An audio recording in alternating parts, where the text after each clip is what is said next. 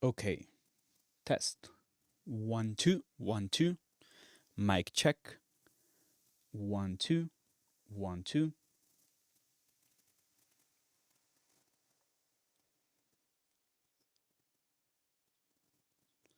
Okay, we're here now. Amazing, amazing. Boom, boom. Mm-mm-mm.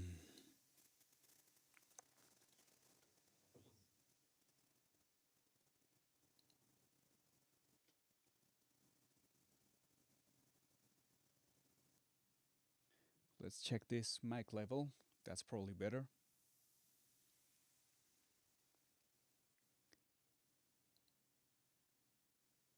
I think this should be better.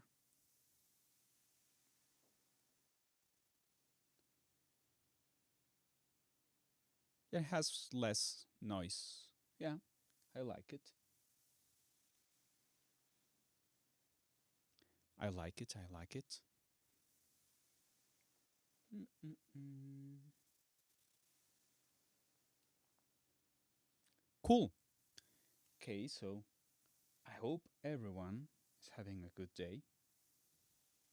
Mhm.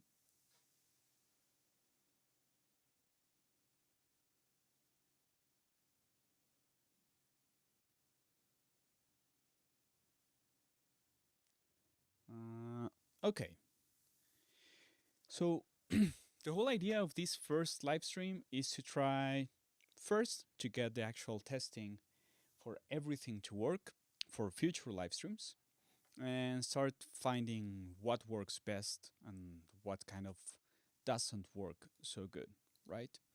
Uh, so let's try. Uh,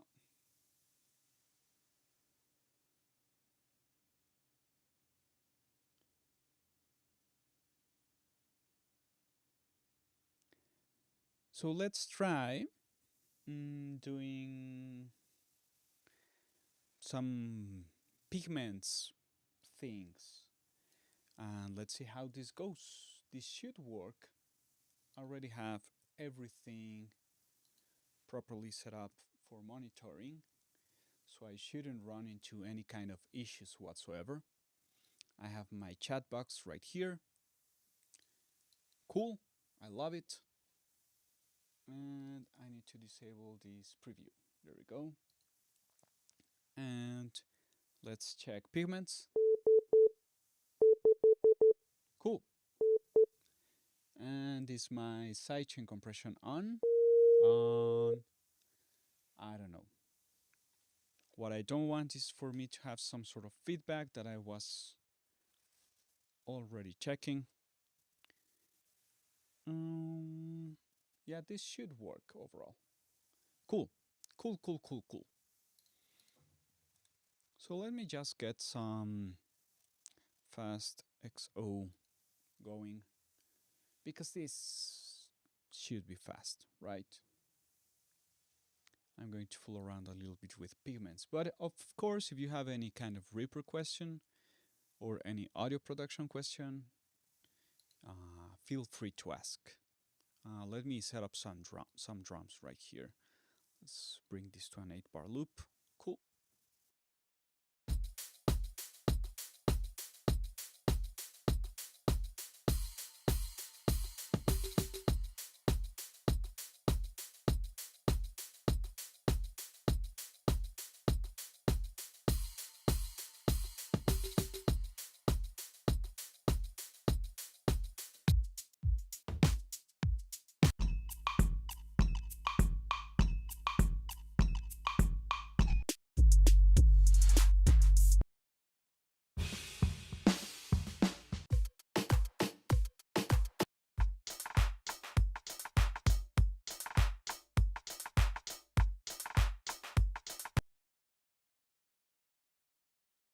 This works, this works. Okay, let's go with this one. Let me just find a better sound.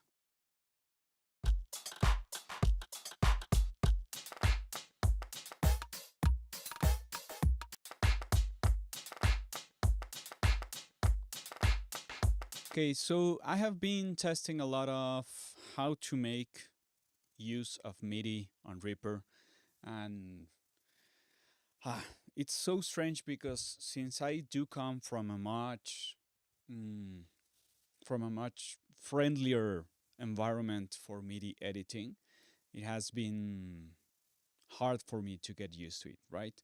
So as I showed on my Pigments video, I like to start with a very simple sine wave. I don't like to have some complex sounds going on just uh, because it gets me distracted from composing or from other things because I don't know I don't like it. So let's just drag some sort of progression here. Um, I'm going to use scalar. I'm going to make it faster. Like today is not the day to work a lot. I still have a lot of things to do. So yeah, I'm going to do this a lot faster. I have a couple here that I've made. Yeah, let's use this one. Oh, no, no, no, no. Don't delete. Don't delete. Drag it. Yeah. Wait, I could do... Yeah, I could do this. Amazing. There we go. And let's loop it. Cool. Some fun features that I have found trying to figure out the what I how do you call it, the how to work with MIDI on Reaper is the little chord box. I should probably make a video on it because what you can do with that is you can select all of your MIDI notes and it's going to help you figure out, if you're not musically well trained, what kind of chords are you playing and how they relate to each other. But one thing that I really like is not not only that, oh, but it can help you grab some notes so you remember what you played, because that happens to me a lot. So I'm going to export my chords as take markers and it's going to leave them right here. And for me that's so useful, so useful, because now I don't have to remember every single time I open a new session what I was playing. I can just start from wherever I left, right? So let me turn off scalar. Okay, so I'm going to try and do most with MIDI editing, even though I have a keyboard right here. First, everything is so high. It's an octave really high, so I built a couple of shortcuts. Let me show you to navigate faster from MIDI notes up and MIDI notes down, one octave with shift up and shift down. That usually works really good for me. Because again, I'm really obsessed with kind of working fast. Shift up and shift down, right? I should probably leave this one up here.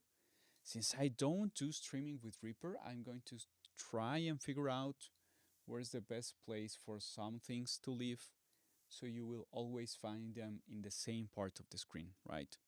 So this should work. Yeah. Okay, action. That's lower.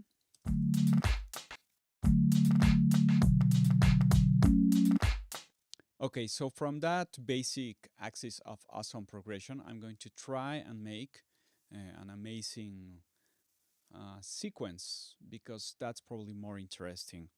Mm, First of all, you always need to know what key you're playing in, so it's a little bit less chaotic, you know?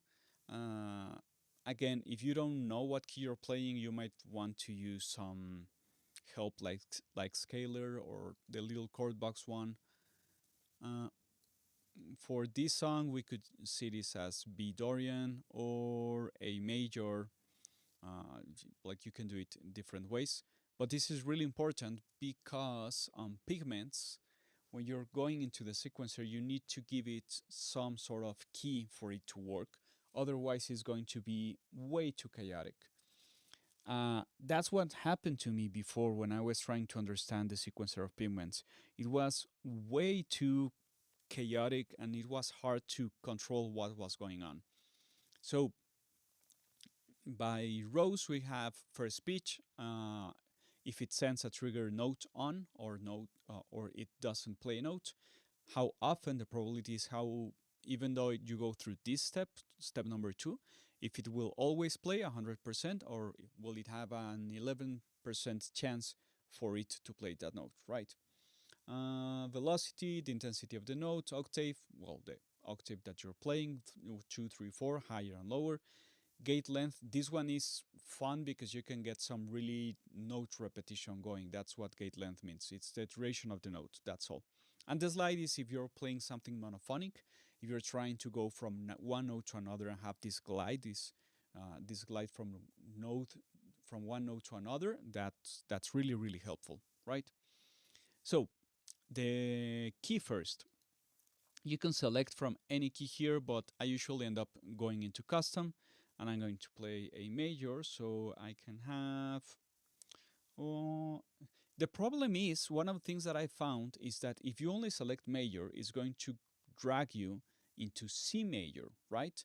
So remember that there are always some ways to figure out if the plugin is doing what you think it's doing or if it's not. For this, you can always rely on recording the output of the plugins. So I'm just going to create a send by dragging from one track to another. I don't want to record the audio. I just want to record the MIDI. So I'm receiving all of the MIDI. Remember that you can change this for your default session every single time. Most of the times I need to record audio. I'm not using MIDI in Reaper too much. And now for this track to record MIDI, I need to set it ARM and I have to record the output MIDI. That's what I needed to record. So check this out.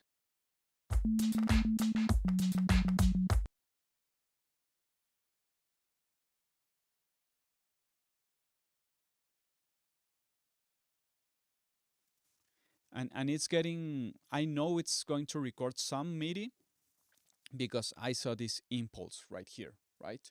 And whenever this note plays, let me remove this. Whenever this note starts, it's going to record this input. So I can start recording.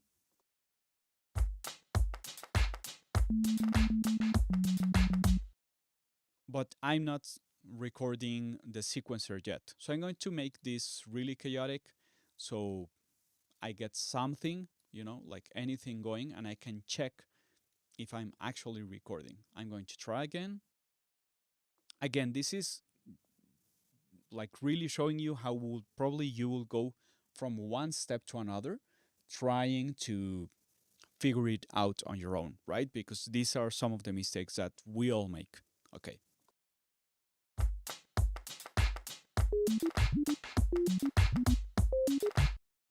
Okay, so what you listen doesn't match at all with these MIDI notes, right? So I always kind of forget. So I need to record MIDI.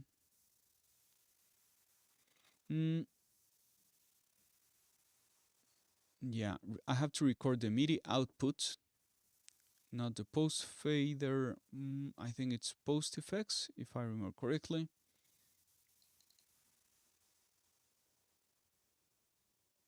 No input. And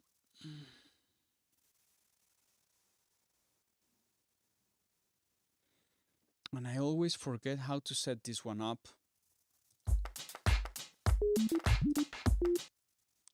I hate it. I always forget this. If I change this one to record output MIDI, I could do it on the same track maybe.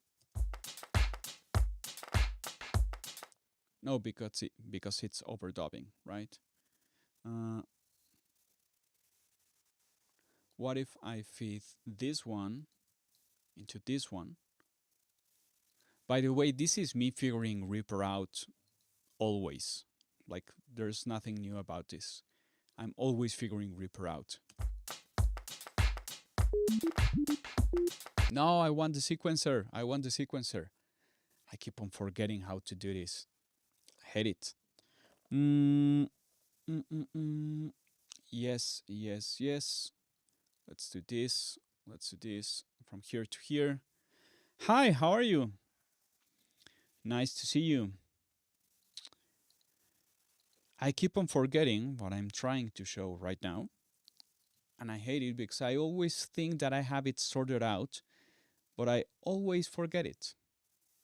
So whenever I'm trying to record MIDI from, oh yeah, you don't have to use AUs. You have to use VSTs.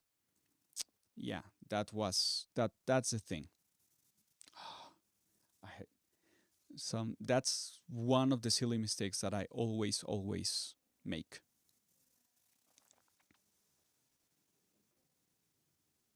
Come on, Pigments. You can do it. By the way, this should work for any virtual instrument that has any kind of sequencer built in for you to record the MIDI out. Okay, so it's right here. I will make it bigger, don't worry. I'm just figuring a couple of things out first. Okay, so I have that sequencer going, right? And yes, you have to use the VST version. I always forget about it. I don't know why. That brings me to maybe something that could be useful for some of you, is that most of the times when I'm doing audio processing, I'm using AU plugins, and whenever I'm using MIDI instruments, I'm always using the VST versions, because from the VST versions, you can record a lot more information out of them.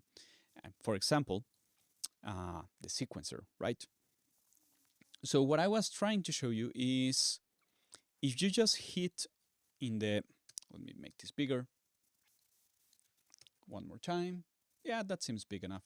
If you just go into making a key and making it major, what's going to happen is that it's going to give you a C major, right? And for you to check if it actually works, even though my progression is on A major, not on C major, first we have to be able to check what the plugin is doing. We're going to talk about these kind of things a lot, a lot, a lot in every single stream. On my uploaded videos is a different thing, but I like to promote this idea of how to figure out things, how you have some strategies to figure out things. So let's record this.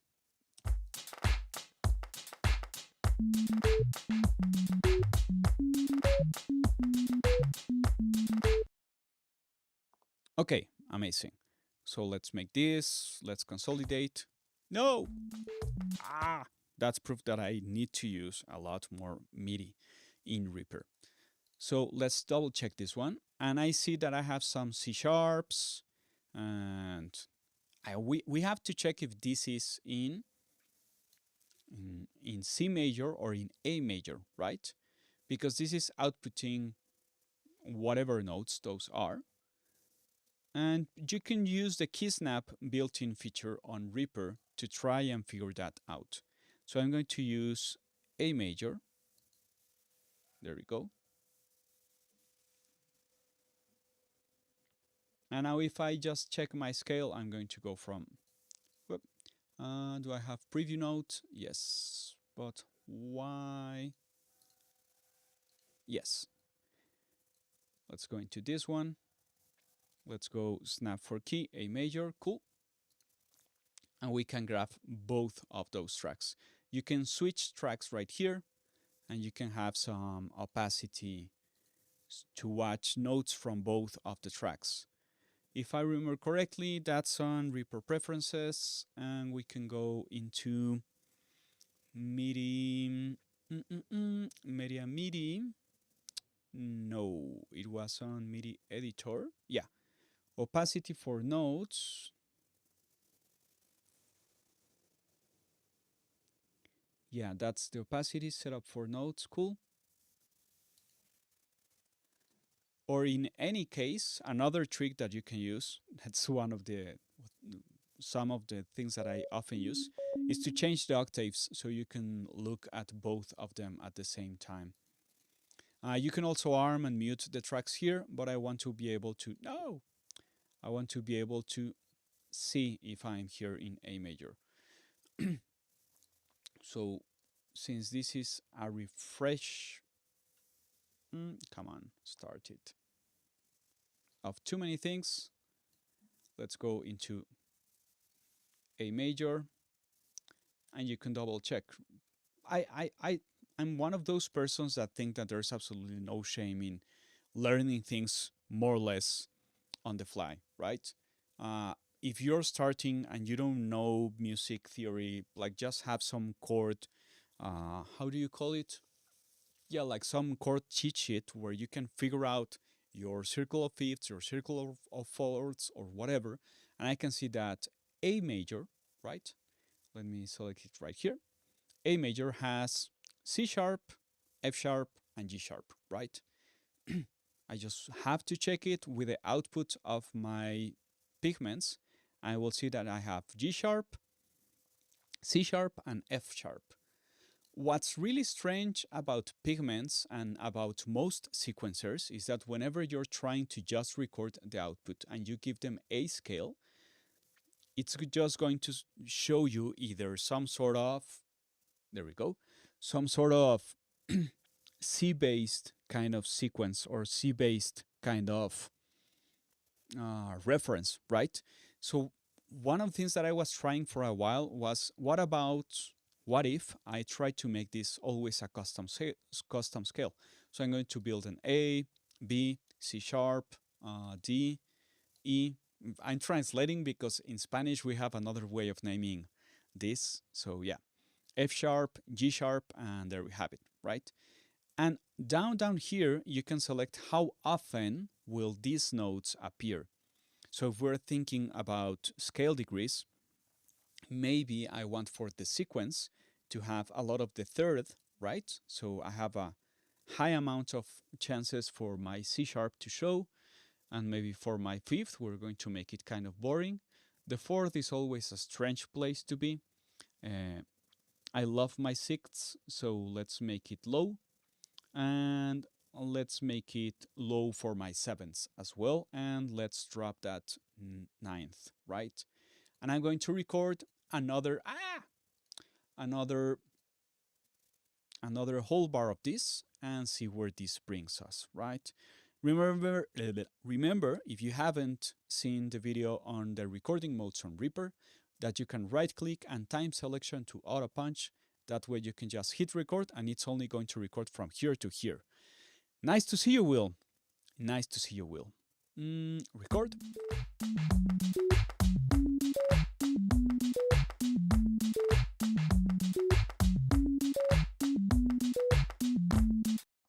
Okay, so I did something wrong right there, and that's on me. That's my fault. I didn't generate a new sequence. You have to always hit some sort of dice roll or whatever, and I can see the notes that I'm expecting right here, right? I'm going to give a lot more variety to the gate length. So yeah, because I want something much more interesting to happen. So yeah.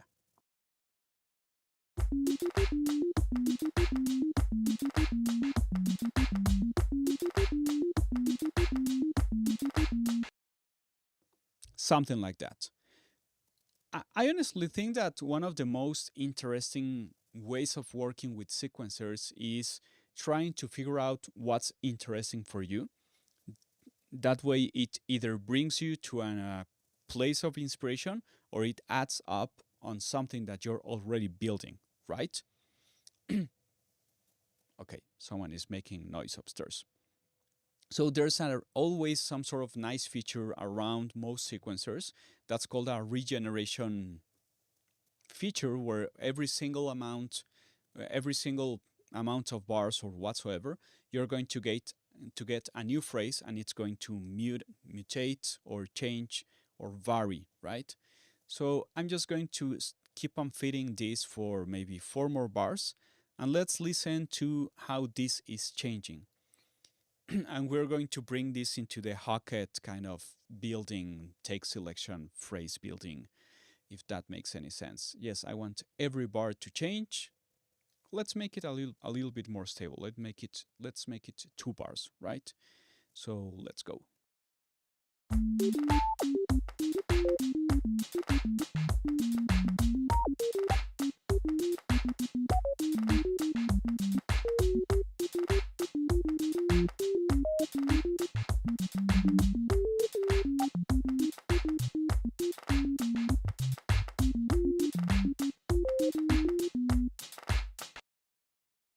Okay, so I know this sounds so weird because I'm only using a sine wave, but here is where part of the beauty of sound design really shines. I'm going to copy the pigments. I'm going to disable the sequencer because for this, it's probably not going to be the best idea. I don't know why is my computer slow this morning. This shouldn't be happening. How is everyone's morning doing, or afternoon, probably?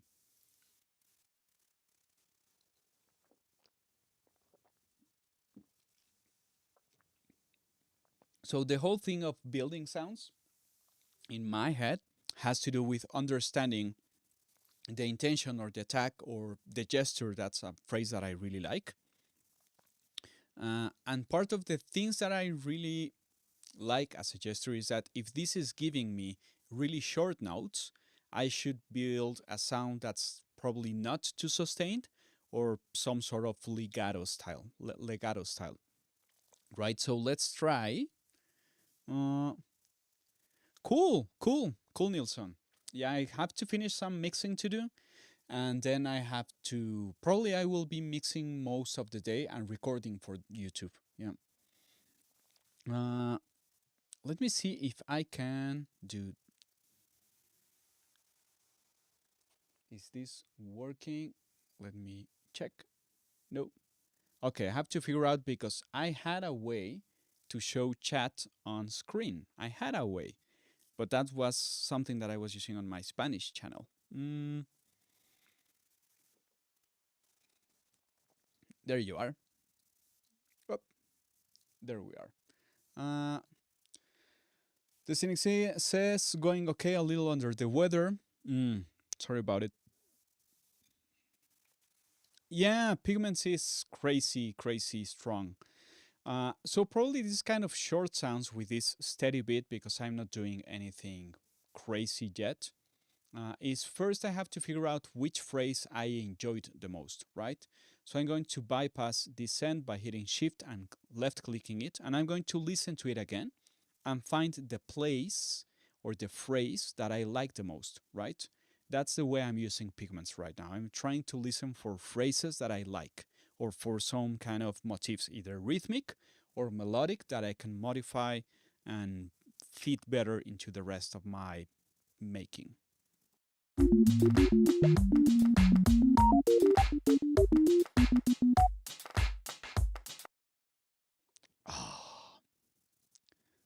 I promise, when I'm working audio things on Reaper, I'm not that slow.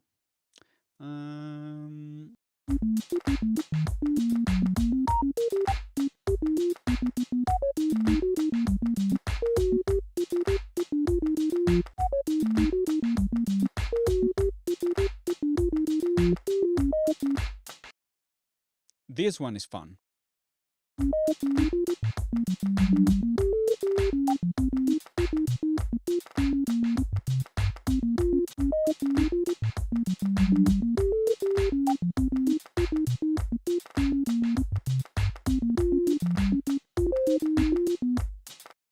Okay, so let's make some sort of something that makes sense out of this. So let's take this one here. Oh, I lost my chat. There I have you.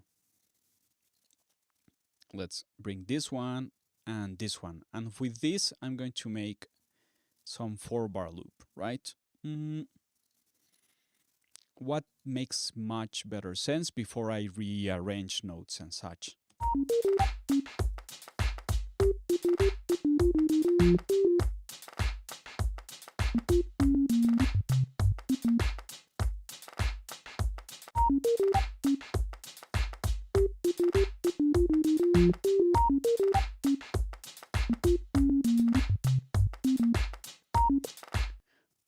what if I use this ending as well right here?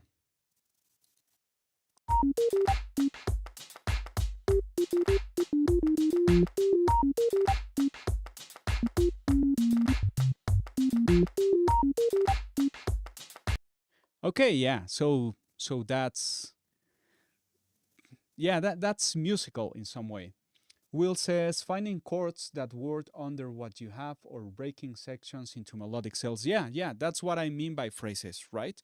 So you can go either from this macro view of music making where you're trying to fit into a song structure, or you can start grouping cells or phrases. Have a good night, Nielsen. If an earlier stream works for you, I can make it at around 2 to 3 hours earlier in my time because I'm in Mexico City. If that works for you, let me know. So yeah, those are different ways of working, right? So I'm just going to consolidate this. Oh, there we go. And let's do some really soft sound design. Yeah.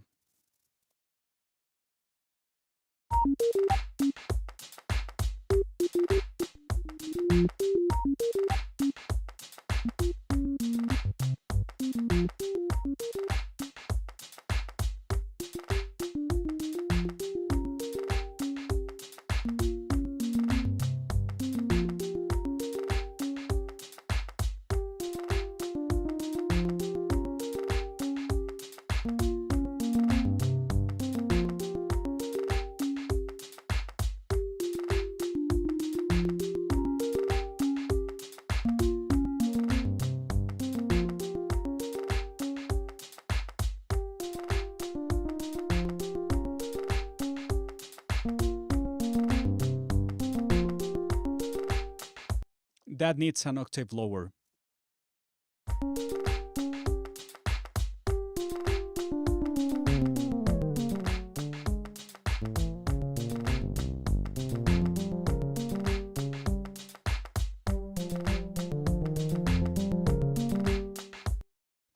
I heard one part of that phrase that I don't really enjoy.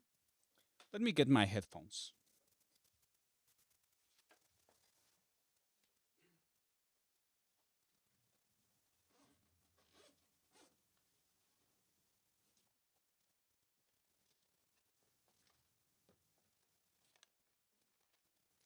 Whenever I'm recording for YouTube, I can actually do it without headphones, but sometimes for live streaming, it's better to have my headphones because that way I can more or less.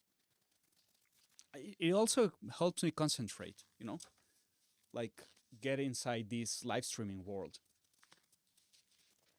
There we go. Where's my Genelec thingy? There we go. Mute.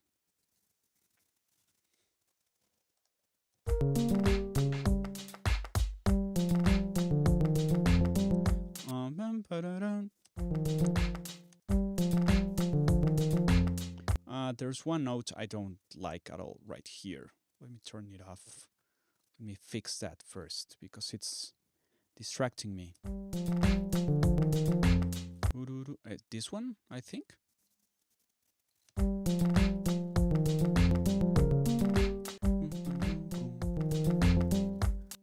This probably isn't necessary.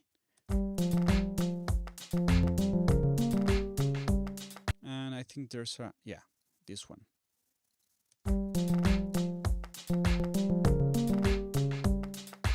But, yeah, for example, I found that motif that I really like.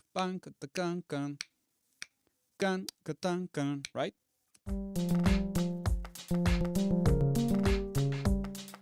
Okay, there's another one right here making a little bit of noise for me. I need a vertical, probably these two.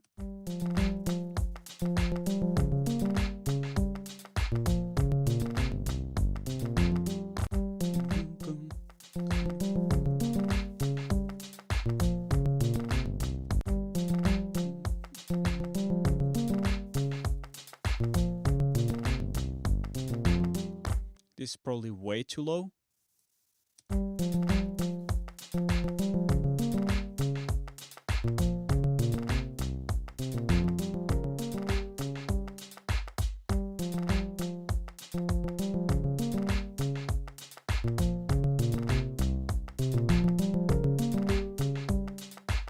Okay, also this G4, right?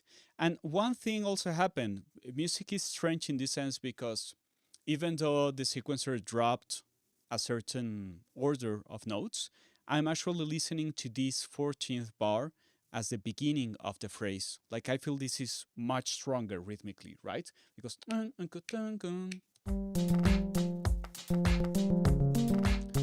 if I started here,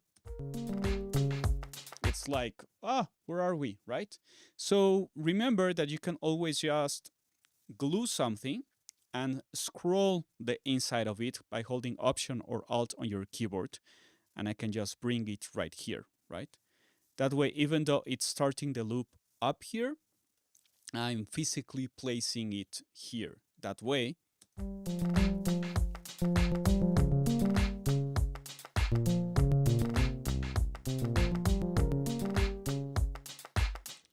and I can just glue that again, and now it's right in place. Okay, let me make just a small delay for this. Sometimes one oscillator sounds are great. Let me just add a little bit more of interest to this. No reverb.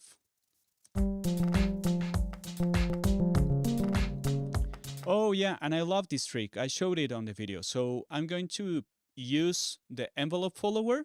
You can do this inside of Reaper as well. Let me show you first the concept and I will show you how to make it in Reaper. So you have an envelope follower, right? Whenever the sound generates and goes up, right now what would happen is that the dry wet will go wetter and I'm going to listen to more delay. But I'm going to make it go the other way around. So whenever the sound is playing, the dry wet it's going to get drier, and whenever the sound is dropping, the repetitions of the delay come up. Let me isolate this instrument.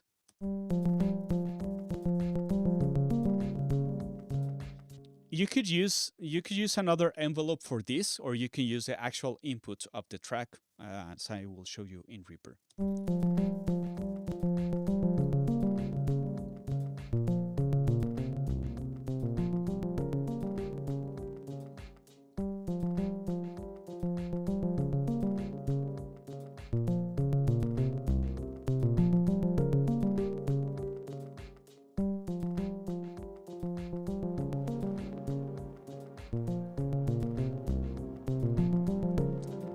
I honestly think that they are doing a great job with their sound design tools. Like, we have so much going on.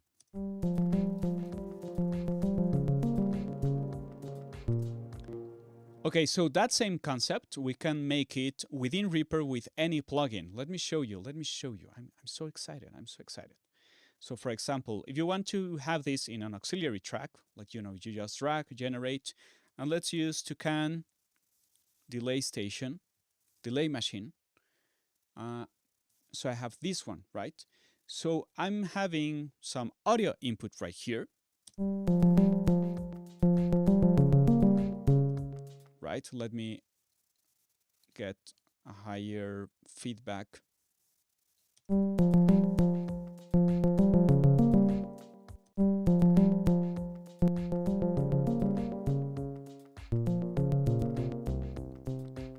Okay, so you can listen to the repetitions. So for that to work, I'm going to link this output to that same idea. Remember that you can just drag any knob on any plugin, hit parameter modulation MIDI link. Let's go up there. We go into audio control signal, right? And now you can see what's going into the track, or you can even use any other input. For example, you could use another track input into 3 and 4 and use that to trigger the movement of a plugin on another track, right? So I'm just going to check, first of all, if what I'm receiving here is actually that instrument. And what you have to be really careful with is the bass position of the knob. Let me bring Toucan right here so you can actually see what's going on. There we go. And this a little bit up here. So this is the knob we're modifying, right? So if I change this, this is the starting position of the knob, right? And this is how fast things will react. As soon as it receives an input, this will go up. But remember that I want it to work the other way around. So I have to change the direction into negative. So I have to make it start at output 100%. So whenever it hits, it actually docks as fast as possible, or as fast as it's safe and sounds good. And you have a certain threshold where you can actually pick where you're starting your audio detection. So I'm going to find it right here with this input versus output, or using this as a threshold, the minimum volume. Up.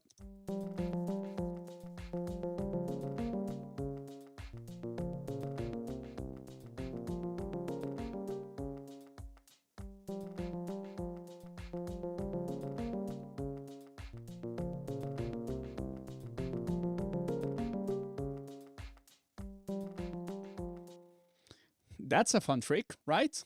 That's a nice party trick. So I'm going to just copy this. Yeah, I'm just going to copy this. And probably the fastest way is to just, if you want them to go together, like left and right to go up together, I'll just grab the other one, parameter modulation link. And then let me go back here. I'm going to link MIDI from FX parameter, and I'm going to choose delay machine, and I'm going to select left output. Where is it? Where is it? It's probably at the end of.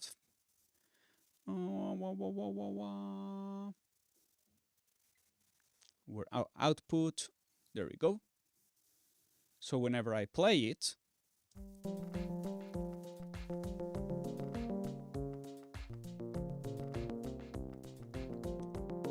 and now I have a self-docking plugin that can apply to any plugin that you want, any plugin. I hope you enjoyed that trick. I got really excited when I found out I could do that in Reaper. Let's just figure out a little bit more of the time.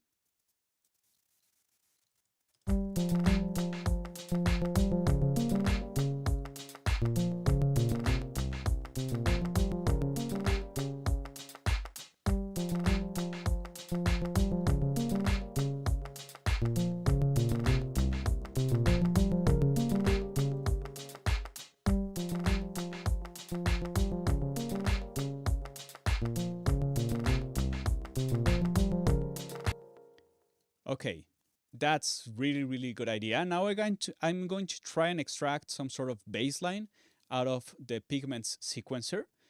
So I'm going to use, I could either use the sequencer or I could use the arpeggiator. I will probably use the arpeggiator. So as usual, a fun thing in Reaper is that you can have two instruments in the same track. So I'm just going to drag and duplicate. I'm going to bypass one. Bypass, thank you. I'm going to rename it.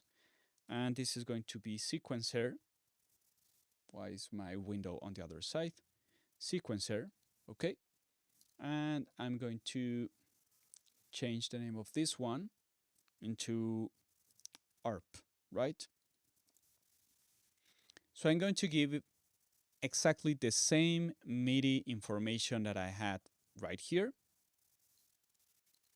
I'm going to make a smaller loop, right? Well, no, let's make it longer. And I'm just going to keep the lowest notes. So let's use this. This was what was the progression? It was like D something. Let me check. What was I using? See, that's what I mean when I say that I keep on forgetting things. It was D, B, G, E. Okay, D, B, G, E. D, B. I don't have a D, B, G, E. Let's take this one, copy, paste. Let's go lower, yeah, G sharp, right? G and E.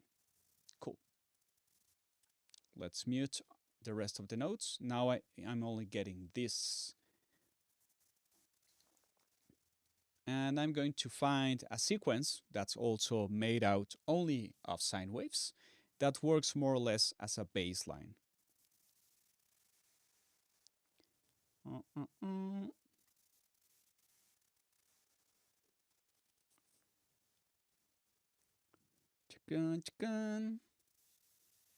I really don't get it. Why is it so slow? It's so strange.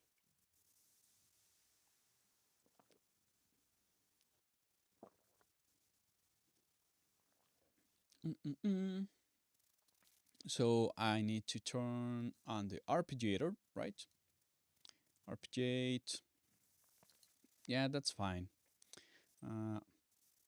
Let's start looking for some ideas with different velocities.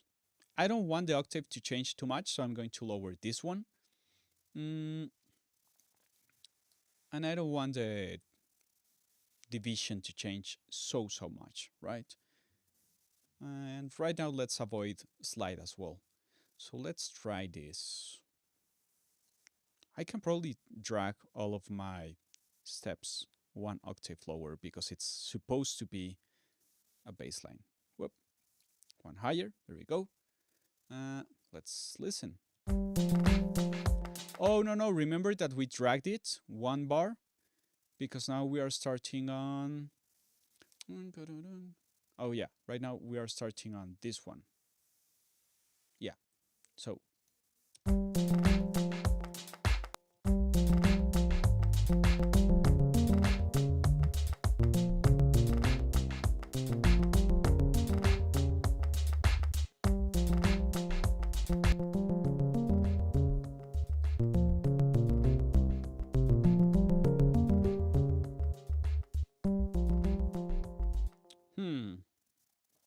I'm not really sure.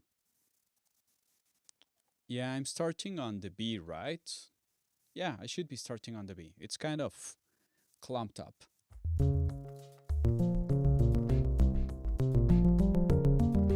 Let's generate new options.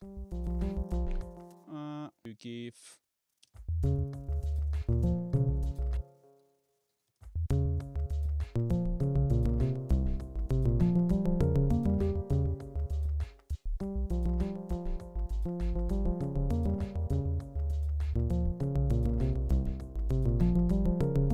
I'm going to make the bass a lot more clear because this sine wave is hard to understand. Let me bring it lower.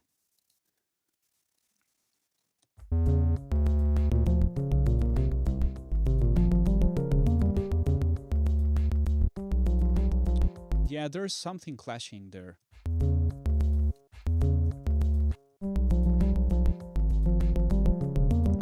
Is this way too low now? Sometimes for bass composing, if you're not a bass player, you might want to bring an octave higher, whatever you're trying to make, because it's probably easier to listen.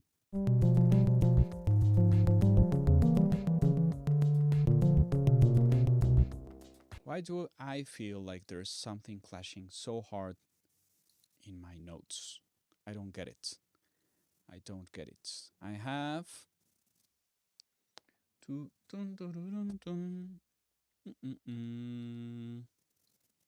Oops.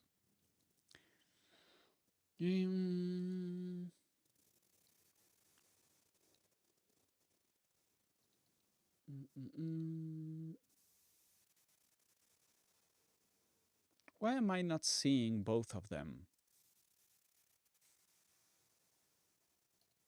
I feel like I'm getting view. Can roll notes.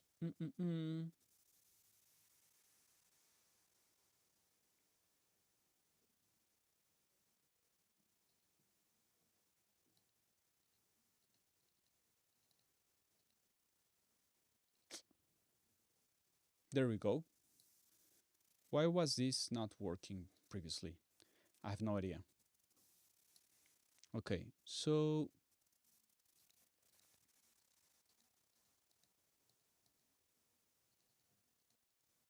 No, but now I have one mediator per track, and I don't want that. I want per project. There you go. But I want to be able to see both of them in the same one. I broke something. I'm always breaking Reaper. It's not fair. I always find a new way to break it. Someday it won't happen, and then it will be boring. Ha!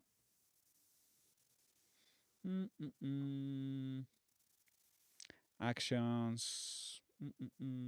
File. No. Edit. Navigate. No. Where was it?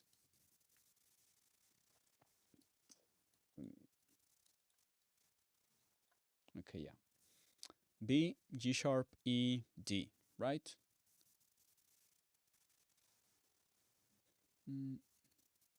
Si, re, fa. Yeah, but why is this then so chaotic?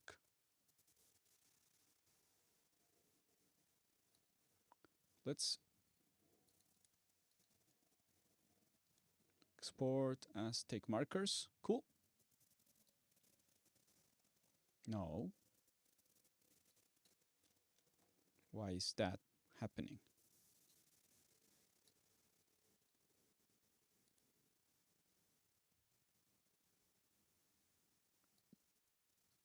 No. Ah, damn. Well, there's something clashing right here and I can't figure it out. Let's check bar by bar. Sorry. Oh, my baseline is going really fast. That's a problem. Ha! That's a problem. Okay. Yeah, that's a problem. Okay, so that's why it's not making any sense. Yes. You know, the only way of actually getting better at anything usually is just going out there and trying to do it better. Like, okay, yeah, let's glue that. Ah.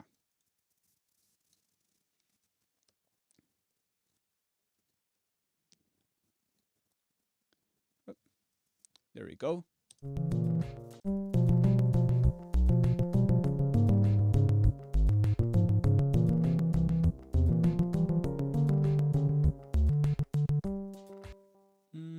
And this ending is kind of strange in this last bar. I'm playing D, C sharp. Yeah, it's D major, so C sharp, D, re, fa, sol, no, re, fa, la. Okay, this one is kind of strange right here. What if I bring it?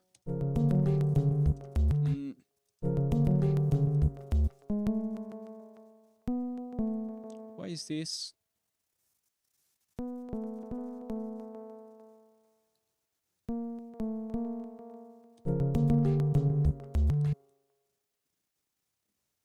Oh no, I figured it out. There's a...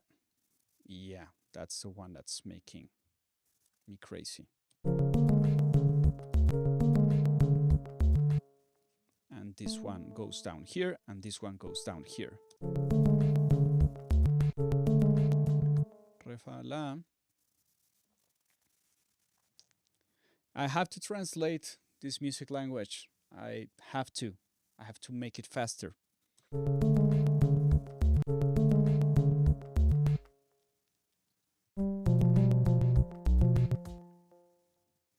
Si, re, fa.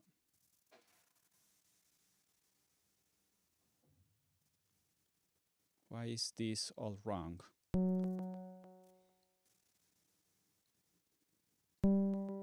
Yep.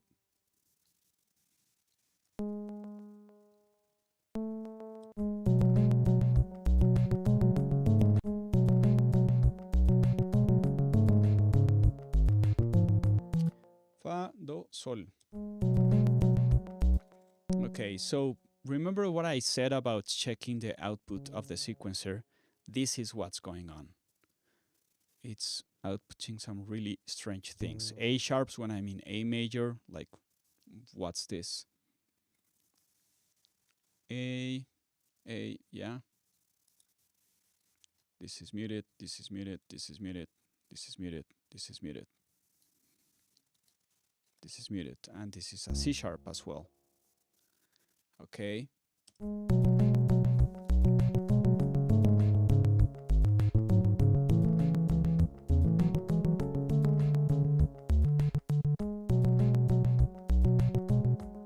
And let me turn off the arpeggiator for a second,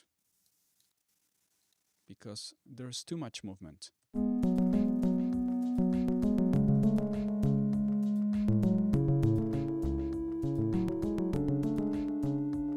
Oh, there we go. I was just having some wrong notes right here. Yeah.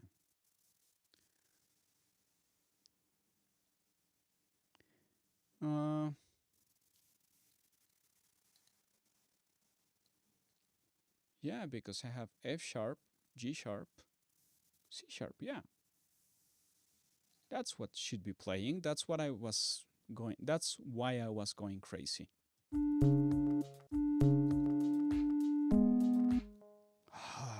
Finally.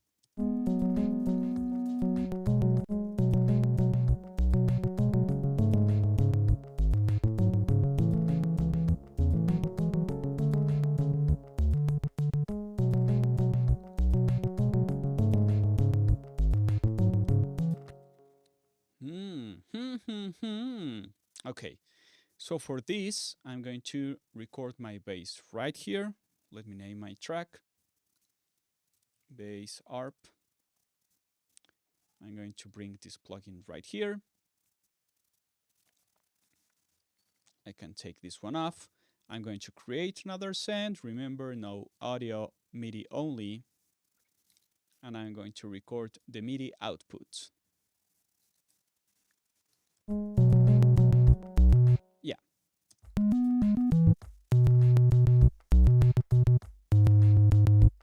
Oh, I'm overdubbing. Huh.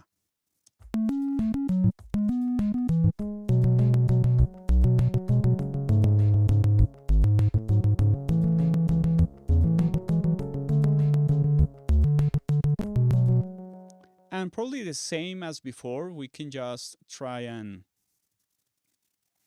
find a couple of gestures that we enjoy the most. Let's try it with right here with a generating feature.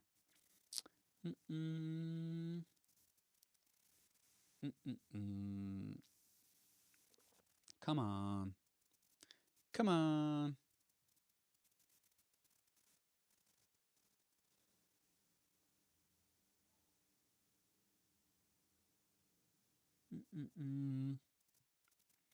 Okay. So auto regen after 4 bars, right? So it makes supposedly sense, some sort of sense. Yeah, so from here.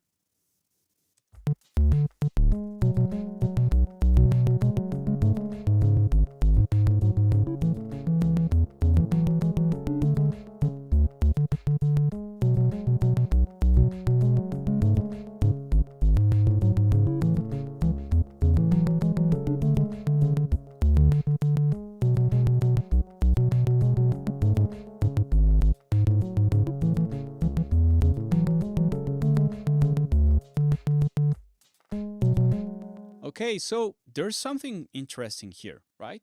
Let's try and make some sound design for this one.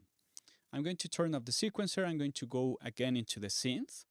And I'm going to take advantage of those long notes for the sound to build up whenever it's sustained for a longer time, right?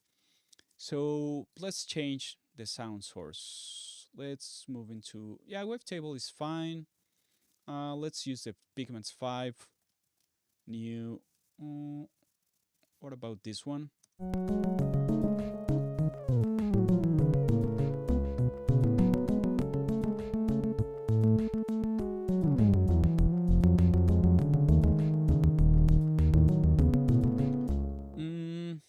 I really like this one, but it has way too much low end for it to be some sort of melodic thingy. So let me just add, yeah, I'm going to add it here inside of the plugin itself. High pass multimode, high pass filter 12, yeah, around this.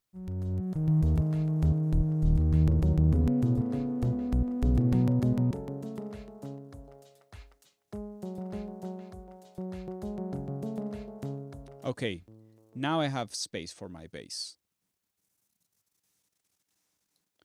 And no more send MIDI.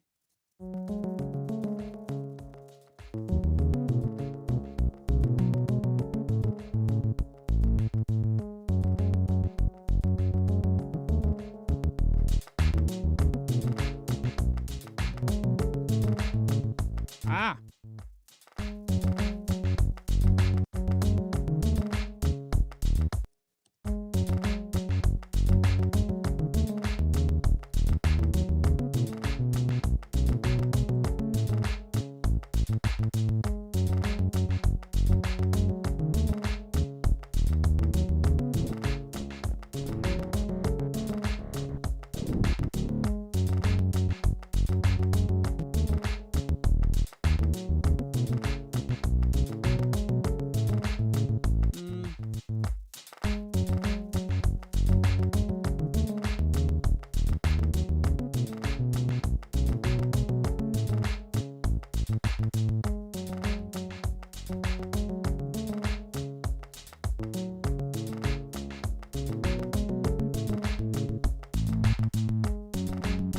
Okay, I always like to make my bass line sing overall, even when I'm playing bass.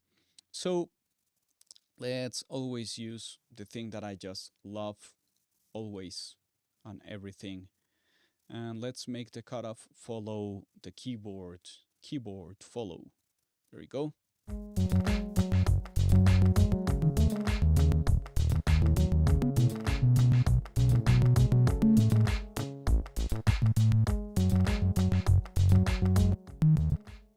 We're working on this sound, right? So now unison.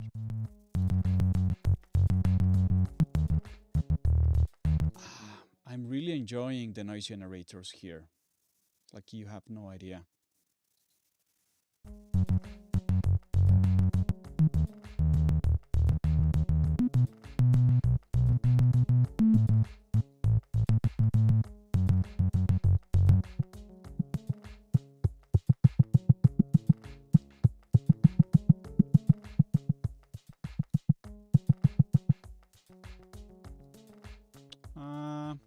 It's too high. That one.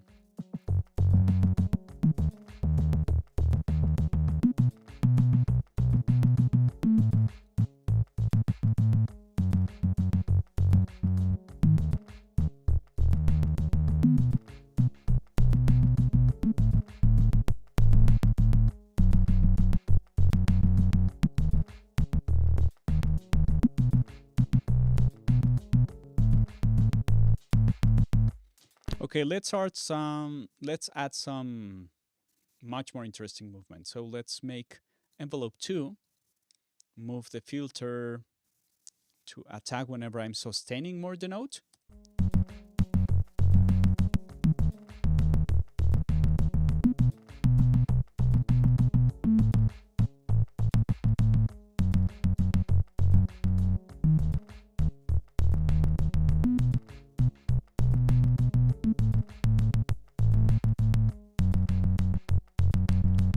And let's use some parallel distortion. Why not? Let's go into distortion. Cool.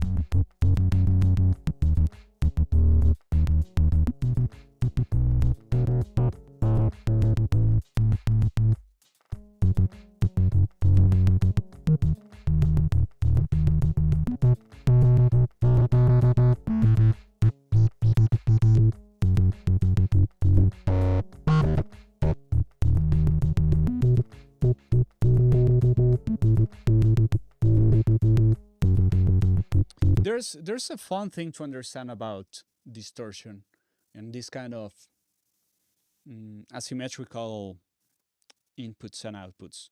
So this is going to really mess up with my low end. So that's why most people end up using some sort of extra compression, multiband compression like this, because this actually lets you control again the balance of how low it goes whenever it's going outside or going down in level again. So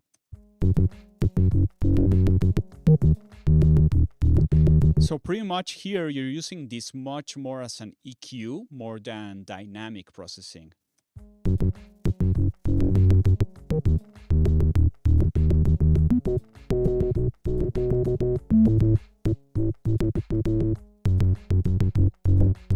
Okay, so what will happen if I used envelope 3? Oh, I can't use it. I can't modulate this.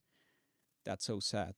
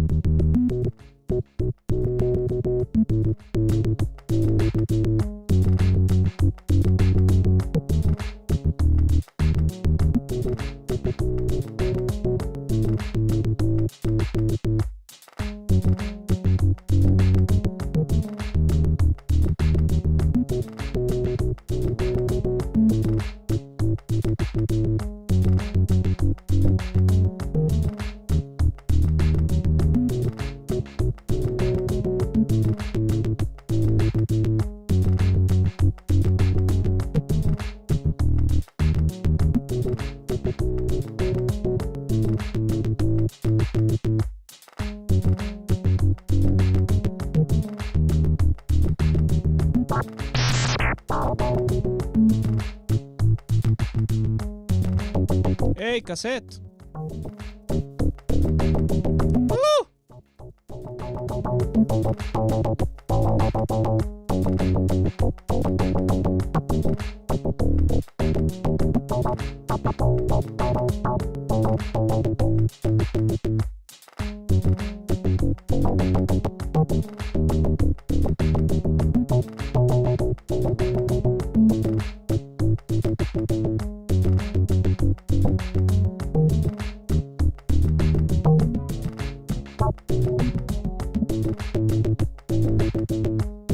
Okay, so we have an idea, right? I don't know if it's good. I don't know if it's bad. I honestly don't care. But it's easy. It's easy in the sense that whenever you're trying to get some ideas out of any arpeggiator, remember that the only thing that you must really pay attention to is what kind of things can you modify from the sequencer itself for it to give you something to build up into a higher song structure or a higher idea, a bigger picture, right? So the sequencer itself is not so complex. Please remember that you have to use you have to set up your scale. You can make it fall in the default C state, but remember you can try and modify it, but you can also get into stranger places. So always check visually what notes are being played, because otherwise you will find yourself in the same route that I was, not knowing why wasn't it working, because my ear was like, wait, this is simply not working. Something is really off. So check always what's going on with the output and what's the scale assigned inside of the sequencer. From there, always record into another track so you can edit and nitpick whatever you like the most, and you can add some variations to the bassline, right? Or whatever you picked. So for example, here,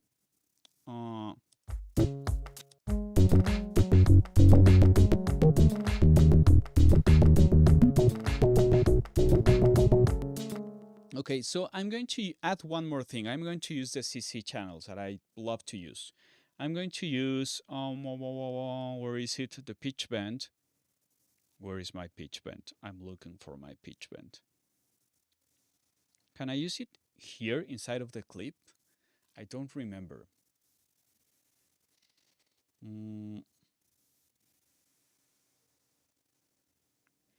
Pitch bend, riff, foot panel, pan position expression. Yeah. I forgot where the pitch bend is.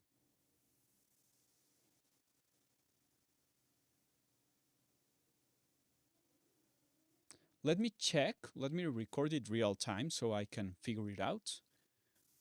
Whoops. Let's go here. So if I go, yeah, let me check this. Yep.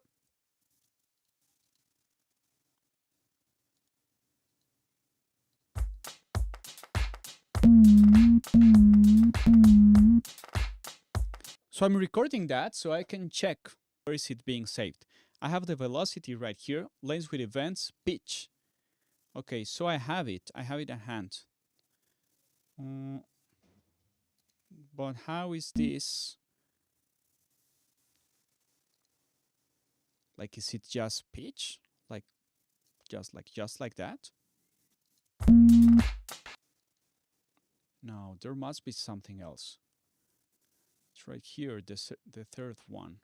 What if I try to reach parameters inside here, inside the ARP, and I look for pitch bend? Oh, there's no pitch bend. That's why. What if I look for bend up and bend down? I could do this, right? So I could add an extra layer of expression if I didn't play it properly in that sense. So I could go, I can start down and I can bring it up, right? So I can go probably from bend down. Let's do it from here.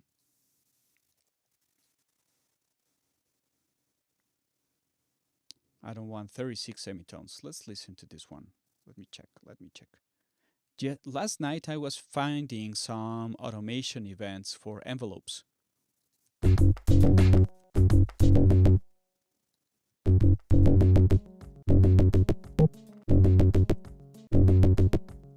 I don't listen to it doing 36 bend. It's not doing it.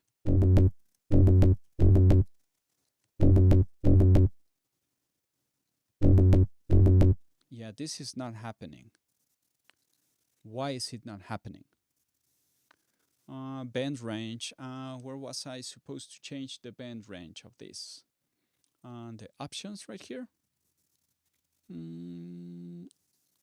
Oh, first of all, it's not monophonic.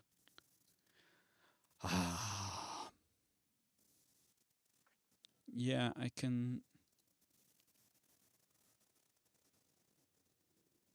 should be able to select it somehow.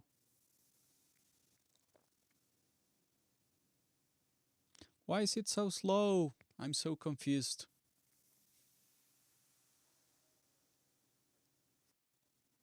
Yeah, it's not going to be there. Master tuning, MP, multicore.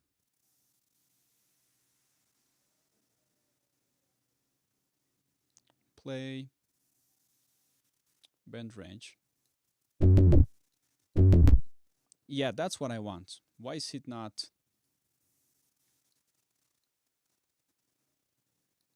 Okay, so you know what I'm going to do? I'm going to record it real time. That's what I'm going to do. Yes. And instead of overdubbing and replacing, I'm going to overdub, right? And let's check if this actually works.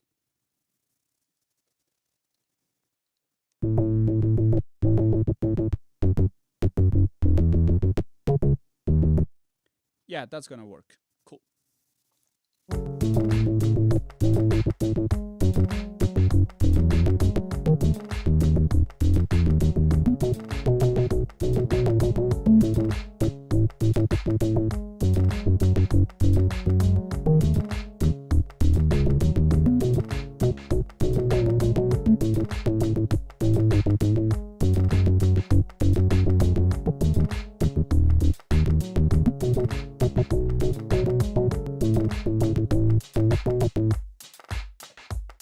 There we go.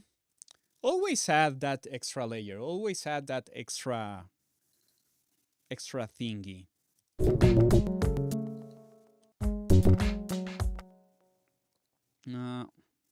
I can't make this bigger. I remember now. Or yeah, I can. Woo!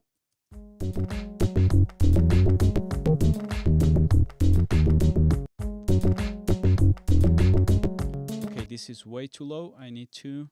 No. MIDI editing on Reaper is strange. So strange. Wait, from here to here. Cool. No. Can I simplify as well the points? Can I make them less? A lot less?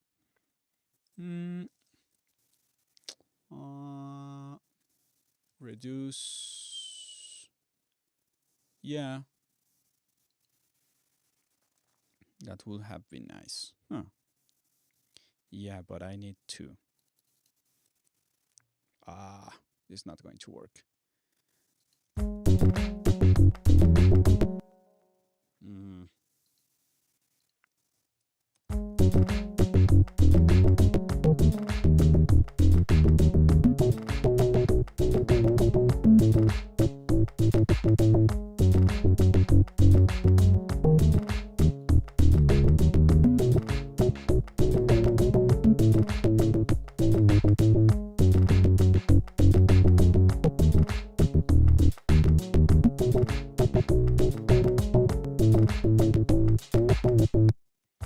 I like it. Like, honestly, I like it.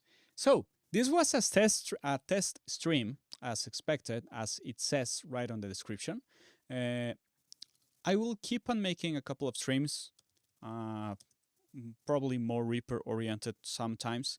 But the whole idea behind this is to have always some new information on something.